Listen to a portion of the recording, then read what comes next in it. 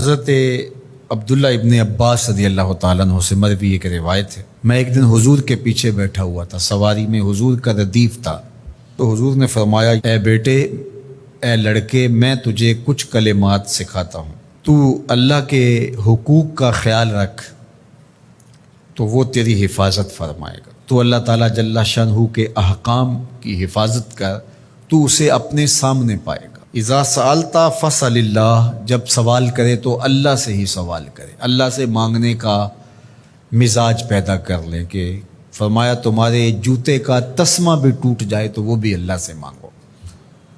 ضرور بازار میں جاؤ دکاندار سے، لیکن حقیقی طلب اللہ سے ہونی چاہیے۔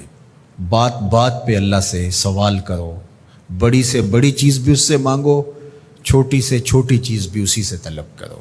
ہماری ساری ضرورتوں کا کفیل ہمارا رب، ہمارا مالک ہے۔ تو دوسری نصیحت یہ کی کہ جب تو استعانت طلب کرے، مدد طلب کرے تو اللہ سے ہی استعانت طلب کرے۔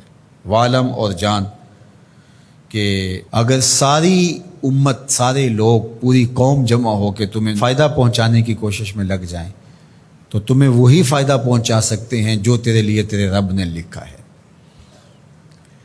اور فرمایا وَإِنِ اجْتَمَعُوا عَلَىٰ أَن يَضُرُّوكَ بِشَيْءٍ، اور اگر تمہیں نقصان پہنچانے کے درپے ہو جائیں، لَمْ يَضُرُّوكَ إِلَّا بِشَيْءٍ قَدْ كَتَبَهُ اللَّهُ عَلَيْكَ، تو تجھے صرف وہی نقصان پہنچا سکتے ہیں جو اللہ نے تیرے لیے لکھا ہے۔ سارا زمانہ بھی مخالف ہو جائے، تیرا کچھ نہیں بگاڑ سکتا۔ ہاں، تیرے مقدر میں اگر کوئی چیز، کوئی بگاڑ لکھا ہے تو وہ ہوگا، اس کا ذریعہ وہ بن جائیں گے۔ تو اس لیے پھر اسی سے مانگو، اسی سے طلب کرو۔ رفعت الاقلام وجفت الصحف، جو لکھنا تھا اللہ نے لکھ دیا، لکھنے کے بعد قلم اٹھا لیا گیا اور جن صحیفوں پہ لکھا تھا وہ خشک ہو گئے۔ اب کتابیں بند ہیں، تو اس لیے اس نے تیرے لیے جو لکھا ہے وہ ہو کے رہے گا، تو خام خواہ لوگوں سے ڈرنے کی ضرورت نہیں ہے، اور تیرا فائدہ، تیرا نقصان اسی کے دستے قدرت میں ہے، تو اسی سے طلب کر، اسی سے مانگ۔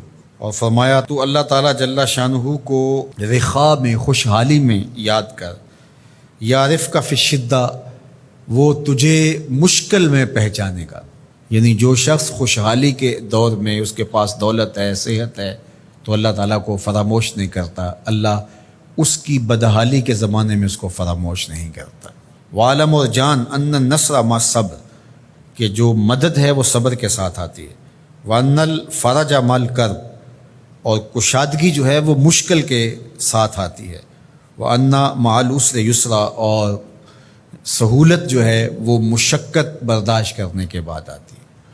تنگی کے بعد فراخی آتی ہے، پہلو مشکل پھر تمنا، پہلو کنڈا پھر پل، شاید مگروں پہلو مکھیاں ڈس دیاں ڈنگ والیاں۔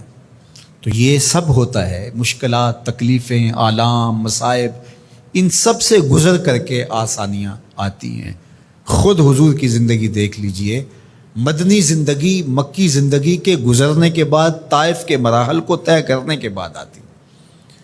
تو ہم ڈائریکٹ اگر چاہیں مکی زندگی کو اختیار کیے بغیر اور طائف کی مشکلات اور سنگلاخ راستوں سے گزرے بغیر مدنی برکتیں حاصل کرنا، تو وہ نہیں پا سکتے۔